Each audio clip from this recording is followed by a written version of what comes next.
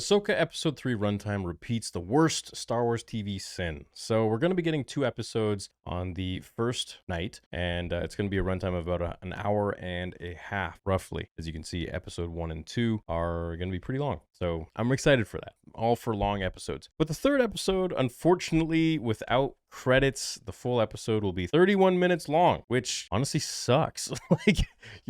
Here's the thing with these shows. You either get a show that has to put in a whole bunch of filler crap, so they extend the episode, make it longer, so it seems like it's, oh, that's really great, that's really awesome. Or you get a show that has a whole bunch of really concise to the point moments, and then the episode ends, and that's all we get for the episode. I would much rather that. I don't want a long, dragged out episode that has a whole bunch of crap, because first of all, we don't need it. That wouldn't be in the movie if it was a movie. Second of all, it gives room for a lot of people to complain and moan about the fact that there was a lot of time wasted on things and characters that we didn't really need to worry about or see. So the fact that episode 3 is going to be a really short one, and the fact that this is Dave's writing, I think it's going to be very concise and to the point. So I don't think it's going to be as big of a deal as, some people are making it, or like articles are making it. But then again, I guess we'll see what happens. Since Ahsoka is a streaming series, it's not beholden to the strict runtime structures of typical network shows. The lack of structure has led to wildly varying episode lengths in Star Wars TV,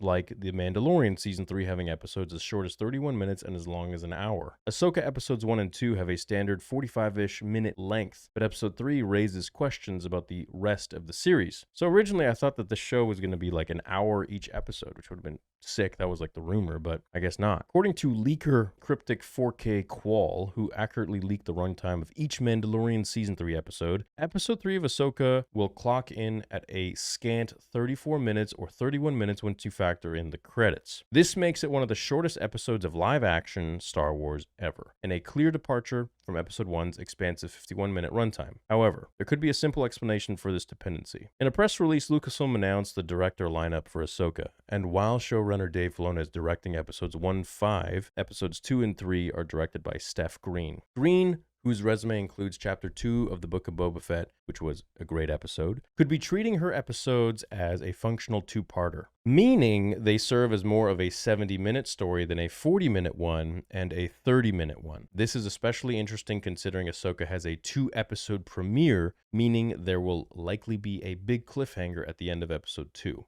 My thoughts on this as we read forwards is that Episode 1 and 2 of Ahsoka will have a lot of structure moments, a lot of backstory moments for regular audiences, as well as flashbacks. I think we're going to be getting Anakin in the Clone Wars as a flashback in the first 2 episodes. That's just my theory. I don't read leaks. I don't want to get into that stuff. I want to go in as fresh as I can, minus nerd theory, whatever we hear from Josh. But I want to get into this episode, into this story as fresh as I can with you guys during the watch parties, because it's just more fun and enjoyable to me. And that way I have more theories and ideas to come up with free. I don't have to be bogged down by stuff or anything like that. Or be caged and constricted by what I know might happen, right? So I'm able to freely discuss and think whatever I want. Hopefully Episode 3's short runtime is merely a side effect of a larger story being divided in half, not evidence of wildly varying runtimes of the series. In the streaming era, it's tempting to make runtimes fit stories instead of the reverse. Yes, dude, that's why I don't like these streaming stories. That's why I don't like these streaming episodes, is because it's not like a movie where it's just like, A to B, and you finish the movie after 2 to 2.5 hours, and you get somewhere. You get a lot of the really concise stuff done, and they cut out so much unnecessary crap. There was so much stuff in Revenge of the Sith that George had to cut out to make it,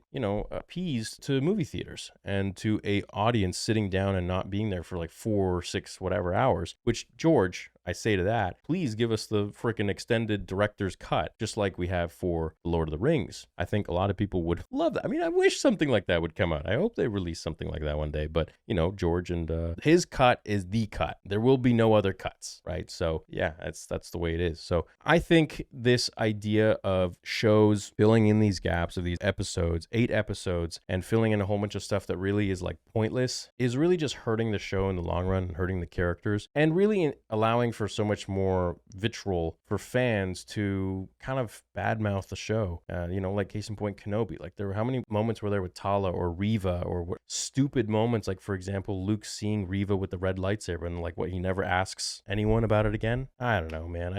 There were many moments in those shows that I feel like if there were a movie, the director would have been like, let's cut these out. We don't have time for this. We only need the really important stuff. At least that's what I hope. That's how George would have done it, right? So I think with shows, it's kind of a mixed bag in that sense, because you don't know what you're going to get, right? They have a contract for all these episodes, but necessarily more isn't better. And so with Dave, I think that we're going to be getting really concise, story-driven episodes that won't deviate too much from the character arc or the story in itself, and we'll be getting a much more structured and concentrated story than what we've received previously in Star Wars projects. The Mandalorian Season 3 wide range of runtimes made the show feel erratic, like it was never sure what it wanted the viewer's experience to be. That's very true. Season 3 felt like a completely different person wrote The Mandalorian, and it was just all over the place. I didn't personally enjoy Season 3 all that much. I still enjoyed it, but it wasn't really my favorite. I think Season 2 was by far the best one ever. I think it was the best Star Wars project that they've done. And Season 1, of course, was, a classic. It's very beautiful. Very, very nice. Ahsoka could use some consistency if it wants to win viewers over, and runtimes are the easiest place to start. And I agree with that. I think with Dave running this show, I really hope that it's going to be very concise and concentrated, and we're not going to be getting too much dilly-dallying on things that really are irrelevant to Ahsoka, to Sabine, to Ezra, to Thrawn, and to Anakin. I think that Anakin is going to be a prominent player in this show as a flashback, maybe a ghost.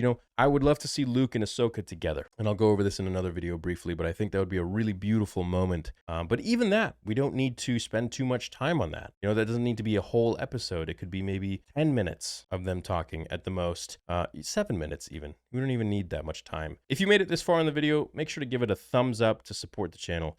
Thanks so much. So I think going forwards, we're going to have a lot more concentrated episodes and concise episodes, but these sort of drawn out ones aren't really what we want to see anymore. So anyways, that's what I think about the runtime for episodes 1, 2, and 3. I'm not too worried about episode 3 because I think, as this article puts it, episode 3 is just a continuation of 2, and episode 1 stands on its own. We'll see. Only a few more days now, and then the watch parties begin again. So pretty excited. It's going to take us all the way into early October, and I can't wait to watch them with you guys, experience this with you guys. I'm the most excited about this show since Kenobi, which didn't turn out to be too great, unfortunately, but I hope that this one will knock all of our socks off. It'll shut down all the naysayers, and it'll return all the broken fans that have left this fandom for the mismanagement that Disney has placed upon this beautiful franchise. I hope Dave Filoni makes himself proud, all of us proud, and George proud. So yeah, let me know what you guys think about the runtime. Are you worried about it, or do you think it's going to be cool? Thanks for watching this vid. See you all in the next episode. Until then, remember, the Force will be with you